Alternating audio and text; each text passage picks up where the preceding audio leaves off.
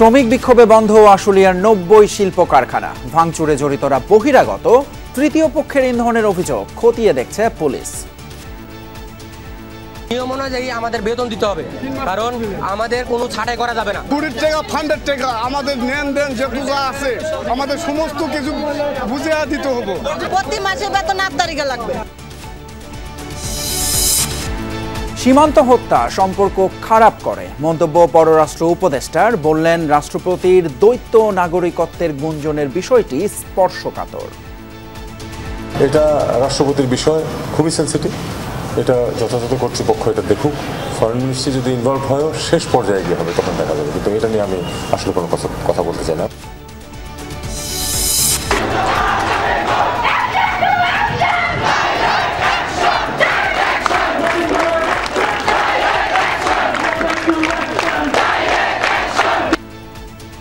কারিগরি শিক্ষার্থীদের অবরোধে দিনভর অচল ৭ রাস্তা মোড়। দাবি মেনে নেয়ার ঘোষণায় সন্ধ্যায় ছাড়ে রাজপথ। প্রত্যেকটা পলিটেকনিক ইনস্টিটিউটের অধ্যক্ষ এবং উপাধ্যক্ষ আমাদের কারিগরি জনবলের হতে হবে। অ্যাপ্লাইড সায়েন্স বিষয়ে পড়াশোনা করানো হয়, এই বিষয়ে আমরা বিনীত আবেদন। আমি বলতে যাচ্ছি যে তারা যত দ্রুত সম্ভব আমাদের আশ্বাস দেখ এবং আমরা এখান থেকে চলে যাব। অন্তর্বর্তী সরকারকে সংস্কার কর্মসূচি জানানোর আহ্বান মির্জা ফখরুলের। বললেন, প্রভুত্ব বজায় রাখতে গিয়ে প্রতিবেশীদের সঙ্গে সুসম্পর্ক নেই ভারতের। বৈষম্য বিরোধী ছাত্র আন্দোলনের জেলা বিভাগ পর্যায়ের মতবিনিময়ে সমন্বয়করা। নতুন বাংলাদেশ গড়তে সবাইকে ঐক্যবদ্ধ থাকার আহ্বান। এছাড়াও রাতের বাংলাদেশে থাকছে, গেল ১৫ বছরে পাচার হওয়া অর্থ ফেরাতে এফবিআই এর প্রতিনিধি দলের সাথে দুদকের বৈঠক। অন্যান্য সংস্থার সহযোগিতাও নেওয়া হবে জানালেন সচিব।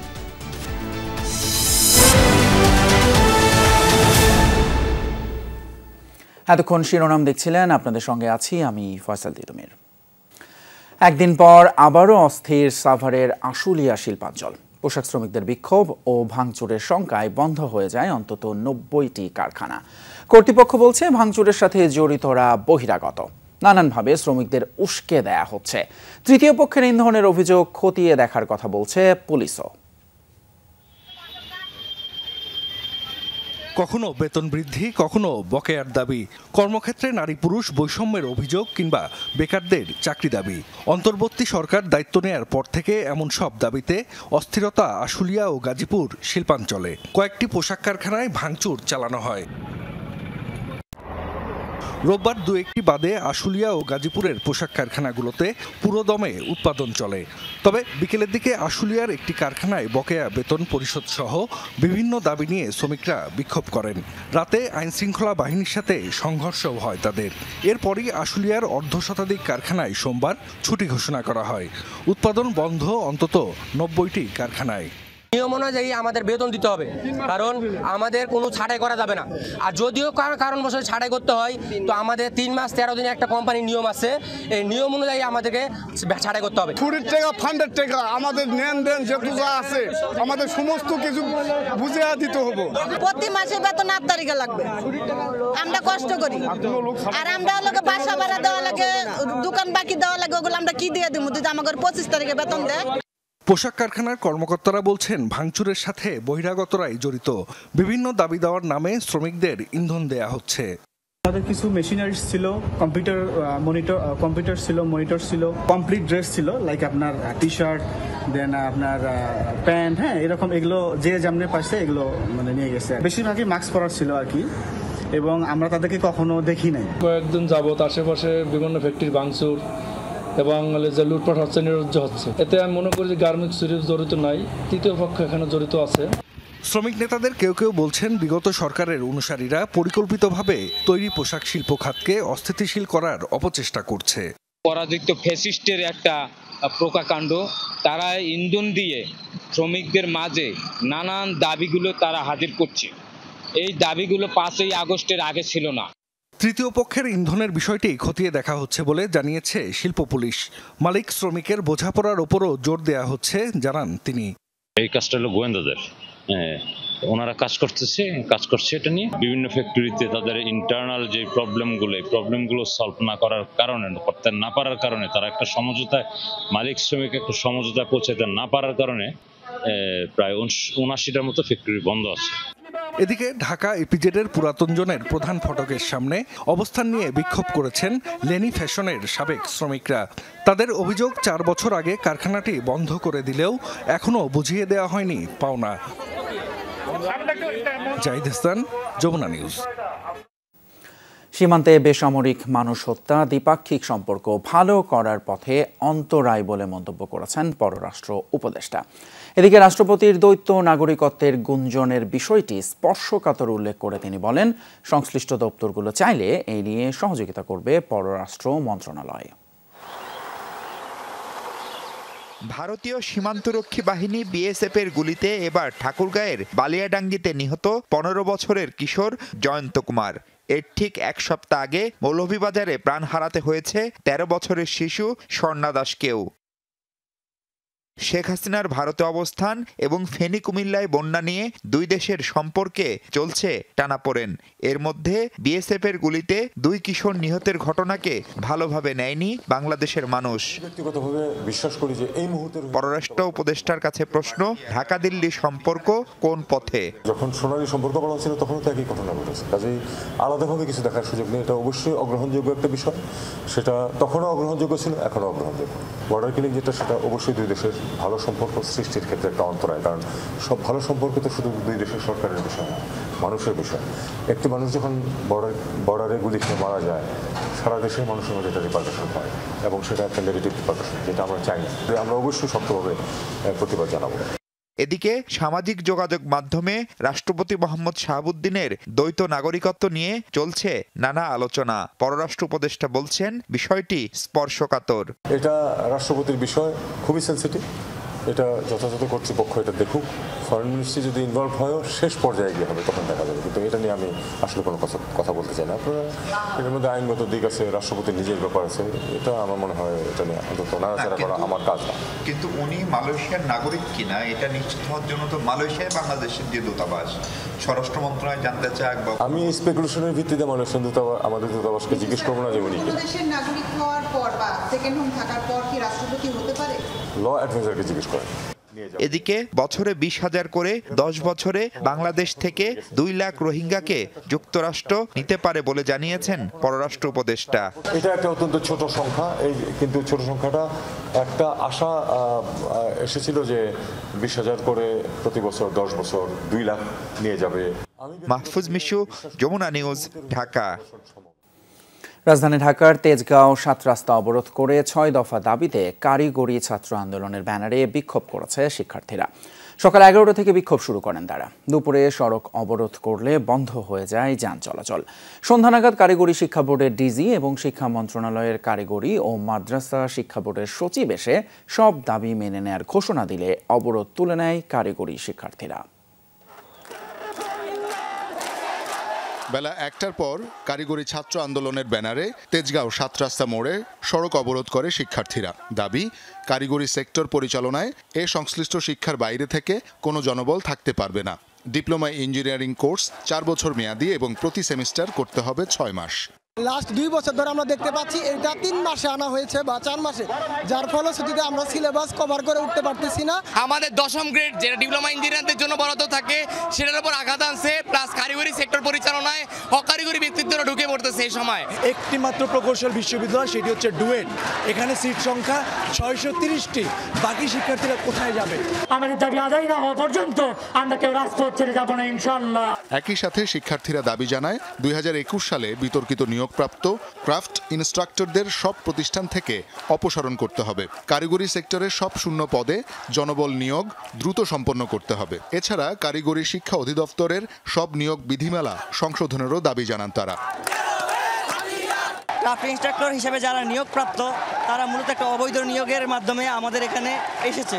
তাদের যে একটা প্র্যাকটিক্যাল নলেজ, কোনো প্র্যাকটিক্যাল নলেজই নেই। তারা আমাদের প্র্যাকটিক্যাল শিখবে না শিখে তারা এখানে তাদের বিসিএস এর প্রিপারেশন, আমরা যদি যাই আমাদের সাথে খারাপ ব্যবহার করে। কারিগরি বোর্ড সংস্কার করতে হবে এবং প্রত্যেকটা পলিটেকনিক ইনস্টিটিউটের অধ্যক্ষ এবং উপাধ্যক্ষ আমাদের কারিগরি জনবলের হতে হবে।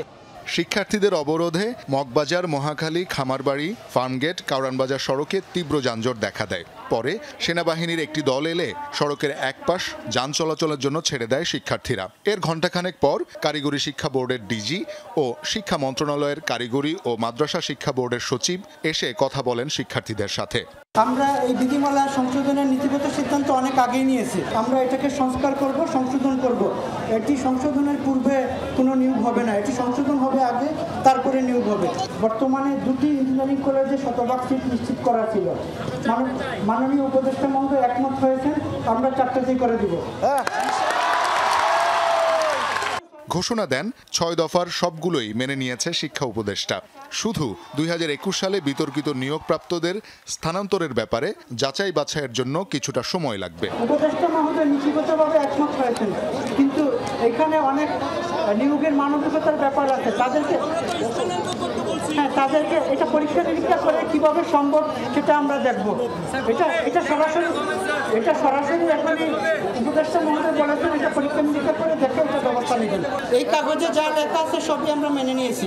এই কাগজে লেখার বাইরে কিছু থাকলে আমরা পরে, এই কাগজে লেখার বাইরে কোনো দাবি দেওয়া থাকলে পরে এটা নিয়ে আমরা আলোচনা করব।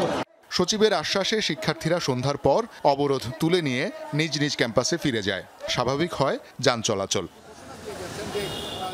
শওকত মঞ্জু শান্ত, যমুনা নিউজ, ঢাকা। অন্তর্বর্তী সরকার কি কি সংস্কার করবে তা জনগণের সামনে তুলে ধরা উচিত, এমন মন্তব্য করেছেন বিএনপির মহাসচিব মির্জা ফখরুল ইসলাম আলমগীর। যৌক্তিক সময়ের মধ্যে সংস্কার শেষ করে নির্বাচনের ব্যবস্থা করার আহ্বানও জানিয়েছেন তিনি। সকালে মহিলা দলের অনুষ্ঠানে বিএনপি মহাসচিব বলেন, ভারত প্রভুত্ব বজায় রাখতে চায় বলেই প্রতিবেশী কোনো রাষ্ট্রের সাথেই তাদের সম্পর্ক ভালো নয়। মহিলা দলের 46তম প্রতিষ্ঠাবার্ষিকীতে বিএনপির প্রতিষ্ঠাতা জিয়াউর রহমানের সমাধিতে শ্রদ্ধা নিবেদন করেন নেতাকর্মীরা। মহিলা বিষয়ক মন্ত্রণালয় গঠন থেকে শুরু করে দেশের নারী উন্নয়ন ও ক্ষমতায়নে জিয়াউর রহমান ও বিএনপি চেয়ারপারসন খালেদা জিয়ার অবদান স্মরণ করেন ঢাকা ও আশপাশের এলাকা থেকে আসা নেত্রীরা। মহিলা দলের নেতাকর্মীদের নিয়ে শ্রদ্ধা জানানো শেষে সাংবাদিকদের মুখোমুখি হন বিএনপি মহাসচিব।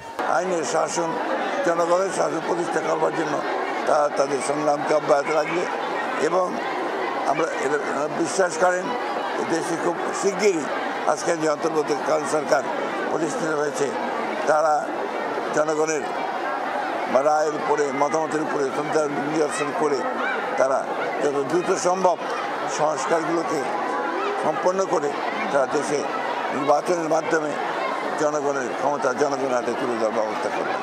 এক প্রশ্নের জবাবে বিএনপি মহাসচিব বলেন, অন্তর্বর্তীকালীন সরকার যৌক্তিক সময়ের মধ্যে কি কি সংস্কার করবে তা জনগণের সামনে তুলে ধরা উচিত। সংস্কারগুলো ঘোষণা করে যেটা তারা করতে চান সেগুলো জনগণের সামনে তুলে ধরা এবং সেটার সময় নির্ধারণ করা, যাতে করে সুনির্দিষ্ট একটা যৌক্তিক সময়ের মধ্যে নির্বাচন হতে পারে এবং জনগণের ক্ষমতা জনগণের হাতে তুলে দেওয়া যেতে পারে, সেই ব্যবস্থা করার জন্য আমরা তাদেরকে অনুরোধ করেছি। ভারত ইস্যুতেও কথা বলেন মির্জা ফখরুল। বলেন, ভারত প্রতিবেশীর সাথে প্রভুত্ব বজায় রাখতে চায়। দুর্ভাগ্যজনকভাবে আমরা দেখতে পাচ্ছি শুধু বাংলাদেশ নয়, পার্শ্ববর্তী দেশগুলোর সঙ্গেও ভারতের সম্পর্ক খুব ভালো যাচ্ছে না। এটা অন্যতম প্রধান কারণ আমার কাছে যেটা মনে হয় যে ভারত সবসময় একটা প্রভুত্ব একটা রাজনীতি তারা এই দেশগুলোর সঙ্গে পার্শ্ববর্তী দেশগুলোর সঙ্গে করেছে, যেটা ভারতের জন্য শুভ বয়ে আনবে না, পার্শ্ববর্তী দেশগুলোর জন্য শুভ বয়ে আনবে। পারস্পরিক স্বার্থ ও শ্রদ্ধা বজায় রেখে ভারতের সাথে প্রতিবেশী সম্পর্ক নির্ধারণ হওয়া উচিত বলেও মনে করেন মির্জা ফখরুল ইসলাম আলমগীর। সাইফুদ্দিন রবিন, যমুনা নিউজ, ঢাকা। যত তাড়াতাড়ি গণতান্ত্রিক প্রক্রিয়া নিশ্চিত করা যাবে ততই দেশের জন্য মঙ্গল হবে। কারণ গণতন্ত্র প্রতিষ্ঠার জন্যই হয়েছে ছাত্র বিপ্লব, ঝরেছে এত মানুষের প্রাণ। এই মন্তব্য করেছেন বিএনপির স্থায়ী কমিটির সদস্য আমির খসরু মাহমুদ চৌধুরী। বিকেলে বেশ কয়েকটি রাজনৈতিক দল এবং জোটের সঙ্গে মতবিনিময় করে বিএনপির লিয়াজো কমিটি। সেখানে সমসাময়িক রাজনৈতিক বিষয়ের পাশাপাশি কিভাবে জনগণের প্রত্যাশা পূরণ করা যায় সেই ব্যাপারে আলোচনা হয়। বিভিন্ন দলের নেতারা জানান, অন্তর্বর্তী সরকারকে সব ধরনের সহায়তা করে যাবেন তারা। আমির খসরু বলেন, রাষ্ট্র সংস্কার বা মেরামত নতুন কিছু নয়, বিষয়টি আগেই বিএনপি জাতির সামনে উপস্থাপন করেছে। বলেন, মানুষের মনোজগতে যে পরিবর্তন এসেছে তা বাস্তবায়নে কাজ করবে বিএনপি। আর এজন্য সবার আগে গণতান্ত্রিক প্রক্রিয়া নিশ্চিতের তাগিদ দেন আমির খসরু। যত তাড়াতাড়ি সম্ভব আমরা সবগুলো সংস্কার, এই মৌলিক সংস্কারগুলো সাধন করে আমাদের নির্বাচনী প্রক্রিয়ার মাধ্যমে আগামী দিনে মানুষ যে কারণে ভোট দেওয়ার জন্য জীবন দিয়েছে, প্রাণ দিয়েছে, যে আমরা নির্বাচনী প্রক্রিয়ার দিকে এগিয়ে যেতে পারবো বলে আমরা বিশ্বাস করি। গণঅভ্যুত্থান পরবর্তী ভাবনা নিয়ে বিভাগীয় ও জেলা পর্যায়ে মত বিনিময় শুরু করেছেন বৈষম্য বিরোধী ছাত্র আন্দোলনের সমন্বয়করা। সফরের দ্বিতীয় দিনে কুষ্টিয়া, গাইবান্ধা, কুমিল্লা সহ বিভিন্ন জেলা পরিদর্শন করেন বৈষম্য বিরোধী ছাত্র আন্দোলনের একাধিক টিম। এই সময় তারা নতুন বাংলাদেশ গড়তে সবাইকে ঐক্যবদ্ধ থাকার আহ্বান জানান। বিভাগীয় ও জেলা পর্যায়ে সফরের দ্বিতীয় দিনে কুষ্টিয়ায় পাবলিক লাইব্রেরি মাঠে জনসাধারণের সাথে মতবিনিময় করেন বৈষম্য বিরোধী ছাত্র আন্দোলনের সমন্বয়করা। রাষ্ট্র সংস্কারে বিভিন্ন পরামর্শ উঠে আসে আলোচনায়। দিক নির্দেশনামূলক বক্তব্য দেন সমন্বয়করা। আমাদের বিভাগীয় সফরের লক্ষ্য হচ্ছে দুর্নীতি, চাঁদাবাজি, দখলদারিত্ব, ভুয়া সমন্বয়ক নাম ধারণ করে নানা ধরনের যে অপকর্ম হচ্ছে এগুলো প্রতিহত করা। এখানে ত্রুটি আছে, আমরা স্পেসিফিক সেই জায়গাগুলো আমরা মন্ত্রণালয় যারা উপদেষ্টা পরিষদে আছে তাদের কাছে তুলে ধরতে চাই। এর আগে সকালে জেলা শিল্পকলা একাডেমিতে ছাত্র আন্দোলনে হতাহতদের পরিবারের সাথে সাক্ষাৎ করেন প্রতিনিধি দলের সদস্যরা। পরিবারগুলোর পাশে থাকার আশ্বাস দেন সমন্বয়করা।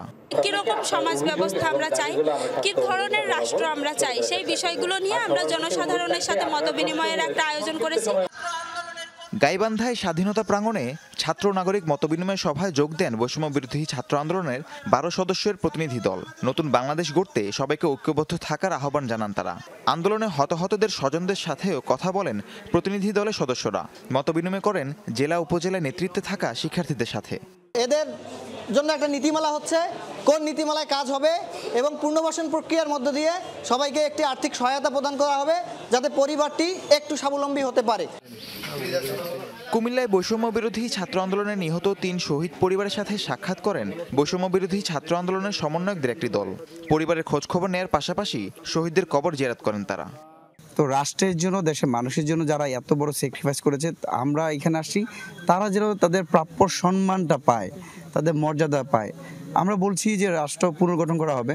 পুনর্গঠন আগে আমরা মনে করি যে আমাদের আহত যে সকল যোদ্ধা আছে তাদেরকে সুচিকিৎসার মাধ্যমে তাদেরকে সুস্থ করে তোলা এবং যারা শহীদ হয়েছে শহীদ পরিবারগুলোকে পুনর্বাসন করে আমাদের রাষ্ট্রের পুনর্গঠন একটা প্রধান দায়িত্ব।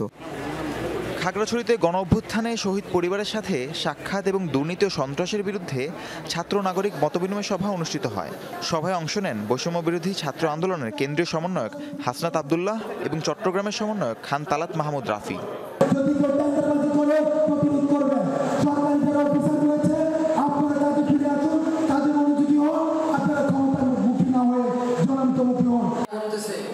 সিরাজগঞ্জেও ছাত্র জনতার আন্দোলনে শহীদদের পরিবারের সাথে সাক্ষাৎ করেন বৈষম্য বিরোধী ছাত্র আন্দোলনের কেন্দ্রীয় সমন্বয়করা। এরপর ইসলামিয়া সরকারি কলেজ মাঠে সাধারণ সভায় অংশ নিয়ে নতুন বাংলাদেশ গড়ার প্রতিশ্রুতি দেন তারা।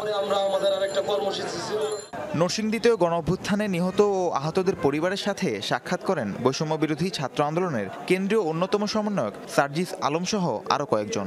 পরে জেলা প্রশাসন, পুলিশ, চেম্বার অফ কমার্স সহ স্থানীয় রাজনৈতিক নেতাকর্মীদের সাথে মতবিনিময় সভা করেন। তবে ছাত্র নাগরিক সাধারণ সভার স্থান নির্ধারণ না হওয়ায় বিকেলে ফিরে যান তারা। রাহিম সারোয়ার, যমুনা নিউজ। এদিকে ক্ষমতার লোভে নয়, দুঃশাসনের অবসানে জনগণের আকাঙ্ক্ষার প্রতিফলন ঘটাতেই দায়িত্বে আসে ছাত্র জনতার সরকার।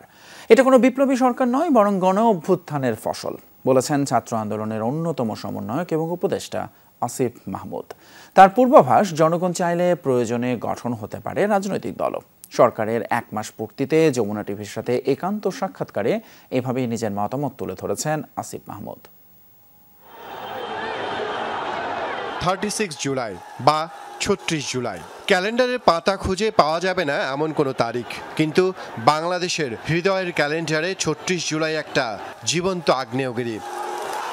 ফুসে ওঠা সে আগ্নেয়গিরির লাভায় যেমন উড়ে গেছে কর্তৃত্ববাদ, তেমনি স্বপ্ন দেখাচ্ছে নতুন একদিনের। এখনকার পর্ব চলছে সে স্বপ্নটাকে বাস্তবে রূপ দেওয়ার। কেমন ছিল সে 1 মাসের স্বপ্নযাত্রা? বলছিলেন রাজপথের নায়ক থেকে সরকারের উপদেষ্টার দায়িত্ব পাওয়া আসিফ মাহমুদ। এই অন্তর্বর্তীকালীন সরকার যেমনি কোনো বিপ্লবী সরকার না, আবার ঠিক একইভাবে এটা একটি গণ অভ্যুত্থানের ভিত্তিতে গঠিত সরকার। স্বাধীনতার পরে এটাই আমাদের কাছে সবচেয়ে বড় সুযোগ তৈরি হয়েছে দেশকে ঢেলে সাজানোর জন্য, দেশটাকে আর একটা নতুন বাংলাদেশ হিসেবে গড়ে তোলার। এবং সেই দায়িত্ব নেওয়ার পর গত 1 মাস আমি মনে করি এই সরকার তার যতটুকু সম্ভব দায়িত্ব পালন করার চেষ্টা করেছে। যদিও সময়টা মোটেও মধুর ছিল না। কথা বলবার স্বাধীনতা ফিরে আসায় বিভিন্ন শ্রেণী পেশার মানুষ বলতে শুরু করেছেন দীর্ঘদিনের জমে থাকা ক্ষোভ আর না পাওয়ার বেদনার গল্প। সে গণমানুষের চাওয়াটাকে কাঠামোগত রূপ দিতে কি ভাবছেন আসিফ? ভবিষ্যতে কি কোনো রাজনৈতিক দল গড়ার পরিকল্পনা আছে? এই কাঠামোগত সংস্কারকে সেফগার্ড করার জন্য এই গণঅভ্যুত্থানের যে স্পিরিট, সেই স্পিরিটকে ধারণকারী একটা শক্তি থাকার প্রয়োজন আছে। একটা নতুন ব্যবস্থা কিভাবে তৈরি করা যায় আর সেটা নিয়ে আলোচনা হতে পারে। এ বিষয়ে এখনও সেভাবে কোনো সিদ্ধান্তে আমরা পৌঁছাইনি। আমরা জনগণের সাথে আলোচনা এবং আপনারা জানেন ইতিমধ্যেই বৈষম্য বিরোধী ছাত্র আন্দোলনের নেতৃবৃন্দ সারা দেশে মানুষের জনমত সংগ্রহ এবং কেমন দেশের জনগণ চায় তা নিয়ে আলোচনা করতে বিভিন্ন জায়গায় সফরে যাওয়া শুরু করেছেন। জনগণ যদি চায় সেটা আপনারা ওই চিন্তার হ্যাঁ, জনগণের চাওয়ার প্রতিফলন আমরা ঘটাতে চাই। সেটা কোন ফরম্যাটে ঘটাবো সেটা নিয়ে আরো জনগণের ম্যান্ডেটটাই তাদের বড় শক্তি বলছিলেন ক্রিয়া উপদেষ্টা। আর সেখানে জ্বালানি বিশাল এক তরুণ জনশক্তি। তাহমিদ অমিত, যমুনা নিউজ, ঢাকা। একদম ফ্রেশ বিশ্বমানের প্রযুক্তির সকল সুবিধা নিয়ে ভালো থাকুন আপনিও। কঙ্কা। বৈষম্য বিরোধী ছাত্র আন্দোলনে আইনশৃঙ্খলা বাহিনীর গুলিতে প্রাণহানির ঘটনার প্রকৃত চিত্র তুলে ধরবে জাতীয় মানবাধিকার কমিশন। এসব ঘটনার তদন্তও শুরু করেছে সংস্থাটি। এর অংশ হিসেবে রাজধানীর চাংখারপুলে নিহত আনাসের বাড়িতে যান কমিটির সদস্যরা। জবানবন্দি রেকর্ড করেন নিহতের বাবা মা সহ স্বজনদের। হত্যাকাণ্ডে জড়িতদের দৃষ্টান্তমূলক সাজা দাবি করেন স্বজনরা। 5 আগস্ট চাংখারপুল এলাকায় সরকার পতন আন্দোলনে যোগ দিয়েছিলেন গেন্ডারিয়া আদর্শ একাডেমির 10ম শ্রেণীর ছাত্র শাহরিয়ার খান আনাস। সকাল 11টার দিকে পুলিশের গুলিতে ঘটনাস্থলে মারা যায় সে। ওই দিনই মরদেহ দাফন হয়। সোমবার দুপুরে গেন্ডারিয়ার দিনাসেন রোডে নিহত আনাসের বাড়িতে যায় জাতীয় মানবাধিকার কমিশনের একটি প্রতিনিধি দল। পরিচালক মোহাম্মদ আশরাফুল আলমের নেতৃত্বে 5 সদস্যের তদন্ত কমিটি জবানবন্দি রেকর্ড করেন নিহত আনাসের বাবা মা সহ স্বজনদের। পরিচালক বলেন, শান্তিপূর্ণ কোটা আন্দোলন কেন অশান্ত হয়ে উঠল, কেন এত প্রাণহানি হলো তা খুঁজে বের করবে মানবাধিকার কমিশন। এরই মধ্যে হতাহতদের স্বজন এবং হাসপাতালের সংশ্লিষ্টদের জবানবন্দি নেওয়া হয়েছে। আমরা একটা এক্সক্লুসিভ একটা তদন্ত করার চেষ্টা করছি এবং আমরা আশা করি একটা পিকচার আমরা জাতীয় মানবাধিকার কমিশনের পক্ষ থেকে আমরা উপস্থাপন করতে পারবো এবং সরকারকে আমরা যথাযথ ব্যবস্থা নেওয়ার জন্য সুপারিশ করব। টোটাল মানবাধিকারের দৃষ্টিকোণ থেকে আমরা তদন্ত করছি এবং আমরা এটা যাতে বিচার, এই হত্যাকাণ্ডের বিচার, এই আহত নিহতের বিচার, এই ক্ষয়ক্ষতির যাতে বিচার হয়। আনাসের শূন্যতা কোনোভাবেই পূরণ করা সম্ভব না বলে জানান তার বাবা। আন্দোলনে নিহতদের আত্মত্যাগ যেন কোনোভাবেই বিফলে না যায় সেদিকে লক্ষ্য রাখতে সরকারের প্রতি আহ্বান জানান তিনি। দেশটার জন্য শহীদ হয়েছে, যে ওর জীবনটাকে ও উৎসর্গ করে গেছে, বিলীন করছে এই দেশটার জন্য। তো দেশের কাছে আমি একটাই বলবো যে আমার বাচ্চার মতো যারা শহীদ হয়েছে এই রক্তের যেন বিফলে না যায়। আনাস হত্যায় জড়িতদের চিহ্নিত করে সর্বোচ্চ শাস্তির দাবি জানান তার মা। আইন শৃঙ্খলা বাহিনী হচ্ছে জনগণের বন্ধু, যারা বন্ধু হয়ে বন্ধুত্বের পরিচয় না দিয়ে শত্রুর ভূমিকায় এভাবে নিরস্ত্র বাঙালির উপর, ছাত্র জনতার উপর গুলি চালায়, তাদের বিচার অবশ্যই চাই। মানবাধিকার কমিশনের তদন্ত দল চাংখারপুল নবাবকাটারা রোডে ঘটনাস্থল পরিদর্শন করেন। প্রত্যক্ষদর্শীদের বক্তব্য রেকর্ড করেন তারা। শাকিল হাসান, যমুনা নিউজ, ঢাকা। ছাত্র জনতার উপর গুলি, হত্যা এবং হতাহতদের তথ্য সংগ্রহের উদ্যোগ নিয়েছে আন্তর্জাতিক অপরাধ ট্রাইব্যুনাল। সব সরকারি বেসরকারি হাসপাতাল, কবরস্থান এবং জেলা প্রশাসক বরাবর চিঠি পাঠানো হচ্ছে বলে জানিয়েছেন আন্তর্জাতিক ট্রাইব্যুনালের chief prosecutor advocate Tajul Islam. সকল পুলিশ সুপার, সকল সিভিল সার্জন, সকল সরকারি এবং বেসরকারি হসপিটালের যারা প্রশাসনে আছেন, দায়িত্বে আছেন, তাদের কাছে চিঠি পাঠাচ্ছি। পাশাপাশি যে সমস্ত বড় বড় কবরস্থান আছে, সেই কবরস্থানের যারা প্রশাসক আছে তাদের কাছেও চিঠি পাঠানো হচ্ছে। যতদিন এই তদন্ত প্রক্রিয়া চলবে, স্বচ্ছতার সাথে তদন্তটা হয় এবং জাতি জানতে পারেন যে আসলে আমরা কতটুকু কাজ করতে পারছি, এবং যা ঘটেছে জাতির জীবনে, জাতি যাতে বুঝতে পারে যে এই বিচার প্রক্রিয়ার মধ্যে কোনো জায়গায় কোনো রকমের কোনো অস্পষ্টতা নেই এবং প্রপারলি কাজটা হচ্ছে।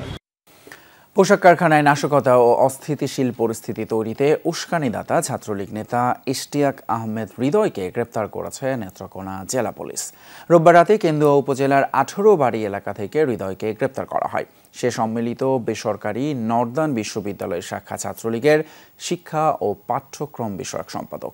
পুলিশ জানায়, সম্প্রতি গার্মেন্টস শ্রমিকদের চলমান আন্দোলনে হৃদয়ের একটি উস্কানিমূলক ভিডিও সামাজিক যোগাযোগ মাধ্যমে ছড়িয়ে পড়ে। পরে গোপন সংবাদের ভিত্তিতে অভিযান চালিয়ে হৃদয়কে গ্রেপ্তার করে পুলিশ। সোমবার বিকেলে তাকে জেল হাজতে পাঠানোর নির্দেশ দেন আদালত। আপনারা যে মেশিন দিয়ে পোশাক সেলাই করেন, সেই পোশাকের মেশিন ছিনিয়ে নেন। এবং বর্তমানে সহিংসতা, চাঁদাবাজি ও দখলে যারা জড়িত তারা কোনো না কোনো দলের বলে মন্তব্য করেছেন সমাজ কল্যাণ উপদেষ্টা শারমিন এস মুর্শিদ। এই প্রবণতা থেকে বেরিয়ে না এলে ছাত্র সমাজ মেনে নেবে না বলে সতর্ক করেছেন তিনি। জানান, সরকার নির্ভুল নির্বাচন দিতে অঙ্গীকারাবদ্ধ। অর্থ ও পেশি শক্তি দিয়ে আগের মতো নির্বাচন যেন আর না হয়, এজন্য সংস্কার করা হবে। শারমিন মুর্শিদ আরও জানান, আন্দোলনে ক্ষতিগ্রস্তদের সমাজ কল্যাণ মন্ত্রণালয়ে নানা প্রকল্পের মাধ্যমে পুনর্বাসন করা হবে। ক্ষমতাচ্যুত আওয়ামী লীগ সরকারের আমলে সবশেষ 3 জাতীয় নির্বাচনে ছিল ভোটারবিহীন, বিতর্কিত। ভবিষ্যতে এমন পরিস্থিতি যেন আর না হয়, এজন্য নির্বাচনী ব্যবস্থা সংস্কার করা হবে বলে জানিয়েছেন সমাজ কল্যাণ উপদেষ্টা। নির্ভুল একটি নির্বাচন উপহার দেয়া, এই কাজটিও তো আমাদের করে যেতে হবে। তার জন্য সংস্কার অবশ্যই দরকার। রাজনৈতিক দলগুলোকে শুধরাতে হবে। শুধু যদি অর্থের শক্তি আর পেশি শক্তি দিয়ে নির্বাচন হতে হয়, তাহলে তো আমরা ফিরে গেলাম তো সেই আগের জায়গায়। তো সেটার জন্য আমাদের অনেকগুলো সংস্কার হতে হবে।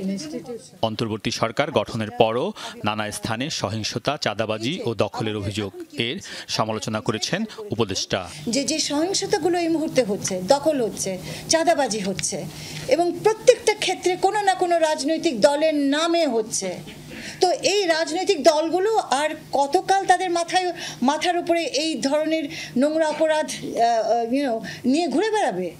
তাদের দায়িত্ব আছে নিজেদেরকে পরিষ্কার দেখানো সমাজের কাছে। তাদের দায়িত্ব আছে দেখানো যে তারা চাঁদাবাজি করে না।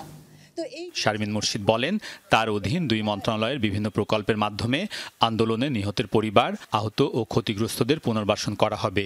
সংশোধন হবে সামাজিক নিরাপত্তা বেষ্টনী কর্মসূচিতে থাকা ভুয়া ভাতাপ্রাপ্তদের তালিকা। ক্ষতিগ্রস্ত বিপ্লবী তরুণ সমাজ, তাদের সেবা দেওয়া আমাদের একটা মূল জায়গা। তাদেরকে সুষ্ঠু করে তোলা, তাদেরকে মূল ধারায় ফিরিয়ে আনা, তাদেরকে আমাদের সেফটি নেটের ভেতরে আমরা এনেছি, কাজটা শুরু করেছি। ক্ষতিগ্রস্তদের তালিকা ধরে তথ্য ভান্ডার করার সিদ্ধান্ত হয়েছে বলেও জানিয়েছেন উপদেষ্টা। এর ভিত্তিতে দেয়া হবে সহায়তা। যত তাড়াতাড়ি আমরা করতে পারবো, তত তাড়াতাড়ি আমাদের কাজ শেষ। আলমগীর স্বপন, যমুনা নিউজ, ঢাকা। শেখ হাসিনা সরকারের আমলে পাচার হওয়া অর্থ ফেরাতে দিনভর এফবিআইয়ের সাথে বৈঠক করেছে দুদক। সংস্থাটির দেয়া তথ্য উপাত্ত বিশ্লেষণ করে এফবিআই তাদের কাজের বিষয়ে পরবর্তীতে প্রস্তাবনা দেবে। দুদক সচিব বলছেন, শুধু এফবিআই নয়, পাচার হওয়া অর্থ উদ্ধারে অন্যান্য সংস্থার সহযোগিতাও নেওয়া হবে। বিগত 15 বছরে অন্তত 18 লাখ কোটি টাকা পাচার করেছে সরকারের আস্থাভাজন বিভিন্ন ব্যক্তি ও প্রতিষ্ঠান। তাদের ধরতে ও অর্থ উদ্ধারে অন্তর্বর্তীকালীন সরকার যৌথ টাস্কফোর্স গঠনের উদ্যোগ নিয়েছে।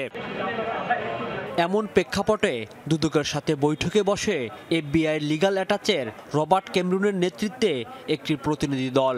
সভায় মানি লন্ডারিং রোধে করণীয়, কারিগরি সহায়তা ও পাচার হওয়া অর্থ ফেরত আনাতে অন্তর্বর্তীকালীন সরকারের টাস্কফোর্সকে এফবিআই কিভাবে সহায়তা করতে পারে সে বিষয়ে আলোচনা হয়। তবে এ নিয়ে কথা বলতে রাজি হয়নি এফবিআইয়ের প্রতিনিধি দল। দুদক বলছে মানি লন্ডারিং সহ দুদকের সামগ্রিক কার্যক্রম সম্পর্কে অবহিত করা হয়েছে এফবিআইকে। আমাদের এখানে ইনভেস্টিগেশন, তারপরে তথ্য অনুসন্ধান কিভাবে হয়, গোয়েন্দার কার্যক্রম কিভাবে চলে, এছাড়া টোটাল কার্যক্রম আমাদের দুর্নীতি দমন কমিশনে কিভাবে করা হয় বিভিন্ন উইংয়ের মাধ্যমে, সে সকল তথ্যই আসলে ওনারা জানতে চেয়েছেন। পাচার হওয়া অর্থ ফেরাতে দেশ বিদেশে বিভিন্ন সংস্থার সহযোগিতায় কাজ করতে চায় দুদক। কোনো ক্ষেত্রে যদি কখনো প্রয়োজন আমাদের বোধ করি যে দুর্নীতি দমন কমিশন কোনো সহযোগিতার প্রয়োজন হয় তাদের থেকে নেওয়া, সেটার ক্ষেত্রে মানে আমাদেরকে কিছু এক্সপ্লোর করার কথা বলা হয়েছে। এই ধরনের কার্যক্রমে যদি কোনো সহযোগিতার প্রয়োজন হয় নিশ্চয়ই দুর্নীতি দমন কমিশন সেই সহায়তা নেবে। এদিকে দুদকের 10 পরিচালক ও 42 উপপরিচালকের পদের রদবদল হয় সোমবার। রাজীব আহমেদ, যমুনা নিউজ, ঢাকা। এবারে গার্মেন্টস খাতের চলমান অস্থিরতার প্রসঙ্গ আরও একবার। এই মুহূর্তে এই প্রসঙ্গে কথা বলছেন বিজিএমই নেতারা। আমরা সরাসরি চলে যাচ্ছি সেখানে। আপনারা উৎপাদনে অংশগ্রহণ করেন, উৎপাদন চালিয়ে যান। আমরা সকলে আপনাদের সমস্যার সাথে সম্পৃক্ত থাকব এবং আমরা আমাদের কাজ পরিচালনা করব। সকলকে ধন্যবাদ জানাচ্ছি। ধন্যবাদ। পহেলা অক্টোবর থেকে সুপার শপে পলিথিন শপিং ব্যাগ এবং পলিপ্রপিলিন ব্যাগের ব্যবহার নিষিদ্ধ করেছেন পরিবেশ উপদেষ্টা সৈয়দা রিজওয়ানা হাসান। অন্যদিকে প্রাণ প্রকৃতি সংরক্ষণে মুন্সিগঞ্জের আড়িয়াল বিলে ড্রেজার দিয়ে মাটি উত্তোলনকারীদের বিরুদ্ধে কঠোর ব্যবস্থা নিতে জেলা প্রশাসনকে নির্দেশ দিয়েছেন তিনি। আর গৃহায়ন ও গণপূর্ত উপদেষ্টা জানিয়েছেন দখলদারদের ছাড় দেয়া হবে না। প্রমত্তা, পদ্মা ও ধলেশ্বরীর বুক চিরে প্রাকৃতিকভাবে গড়ে ওঠা প্রায় 6500 একরের আড়িয়াল বিল দিন দিন দখল দূষণে বিলটি হারাচ্ছে তার পুরনো রূপ। সাম্প্রতিক সময়ে বিলটি ঘিরে সাইনবোর্ড ঝুলিয়ে মহা উৎসবে নেমেছে আবাসন প্রকল্পের নামে রাজনৈতিক ক্ষমতাসীন ভূমিদস্যুরা। সোমবার মুন্সিগঞ্জের জলাধারটি পরিদর্শনে যান অন্তর্বর্তীকালীন সরকারের বন, পরিবেশ ও গৃহায়ন উপদেষ্টা। সাথে ছিলেন গৃহায়ন ও গণপূর্ত উপদেষ্টা। বিলটার জন্য আসলে একটা সমন্বিত রক্ষা প্রকল্প হতে হবে, কারণ এই বিলটা কিন্তু শুধুমাত্র মুন্সিগঞ্জের বিল না, এটা তো আমাদের সকলের একটা বিল। এটাকে জাতির কাছে পরিচিত করাটা যেমন জরুরি, এই বিলটাকে কেন্দ্র করে অন্যান্য বিলে যে দখল চলছে সেটার ব্যাপারেও একটা বার্তা দেওয়াটা জরুরি। আমরা গাজীপুরের বেলাই বিলেও একই কাহিনী চলছে। ভূমিদস্যুরা যে অবৈধভাবে জায়গা দখল করে এখানে এই বৈচিত্র্য ধ্বংস করার চেষ্টা করে, এখানে নানান রকম স্ট্রাকচার বানানোর চেষ্টা করে, এটা আমরা বাধা দিব। এর আগে শ্রীনগর উপজেলা পরিষদে আড়িয়াল বিল সম্পর্কিত উপস্থাপনা ও ব্রিফিংয়ে অংশ নিয়ে সরকারের বিভিন্ন প্রতিষ্ঠানের কর্তা ব্যক্তি ও স্থানীয় বিভিন্ন শ্রেণী পেশার মানুষের সাথে মানুষের কথা শোনেন সরকারের এই দুই উপদেষ্টা। আপনাদের কাছে অনুরোধ, কোথাও ড্রেজিং এর সংবাদ পেলে আমাদেরকেও জানাবেন, ডিসি মহোদয়কেও জানাবেন। সচিবালয়ে পলিথিন শপিং ব্যাগের নিষেধাজ্ঞা কার্যকর করতে স্টেক হোল্ডারদের সাথে সভা করেন পরিবেশ উপদেষ্টা। জানান, 1 অক্টোবর থেকে সুপার শপে পলিথিন ও পলিপ্রপিলিন ব্যাগের ব্যবহার করা যাবে না। বস্ত্র ও পাট মন্ত্রণালয় 1 সপ্তাহের মধ্যে পাটের শপিং ব্যাগের সরবরাহ নিশ্চিতের প্রয়োজনীয় ব্যবস্থা নেবে। ফয়সাল মাহমুদ, যমুনা নিউজ, ঢাকা। ঘুষ দুর্নীতি বন্ধের মাধ্যমে কারাগারের বেশিরভাগ সমস্যার সমাধান সম্ভব বলে জানিয়েছেন স্বরাষ্ট্র উপদেষ্টা লেফটেন্যান্ট জেনারেল মোহাম্মদ জাহাঙ্গীর আলম চৌধুরী। সকালে রাজধানীর বকশীবাজারে কারা অধিদপ্তরে কর্মকর্তাদের সঙ্গে মতবিনিময় সভায় এই কথা জানান তিনি। বলেন, বৈষম্য বিরোধী ছাত্র আন্দোলন শুধু কোটার জন্য হয়নি। স্বরাষ্ট্র উপদেষ্টা কারাগারকে সংশোধনাগার হিসেবে গড়ে তোলার আহ্বান জানিয়ে বলেন, প্রশিক্ষণের মাধ্যমে তাদের দক্ষতা বৃদ্ধি করা হবে। ঘুষ না খেয়ে কারারক্ষীদের সম্মান পুনরুদ্ধারে কারা কর্মকর্তাদের নির্দেশ দেন স্বরাষ্ট্র উপদেষ্টা। নজর দেব আন্তর্জাতিক খবরে। মণিপুরে চলমান সহিংসতার মধ্যেই নিরাপত্তা বাহিনীর সাথে সংঘর্ষ হয়েছে শিক্ষার্থীদের। সোমবার রাজ্যের রাজভবনের সামনে বিক্ষোভ করে স্কুলের শিক্ষার্থীরা। কুকি মেইতেই সংঘাতকে কেন্দ্র করে সম্প্রতি বন্ধ ঘোষণা করা হয় রাজ্যের সকল শিক্ষা প্রতিষ্ঠান। এরই প্রতিবাদেও কেন্দ্রীয় নিরাপত্তা বাহিনী প্রত্যাহারের দাবিতে রাস্তায় নামে শিক্ষার্থীরা। এ সময় শিক্ষার্থীদের সঙ্গে দফায় দফায় সংঘর্ষ হয়। ছাত্রদের ছত্রভঙ্গ করতে লাঠিচার্জ এবং কাঁদানে গ্যাস নিক্ষেপ করে আইনশৃঙ্খলা বাহিনী। এ সময় শিক্ষার্থীরাও পাল্টা পাথর ছোড়ে।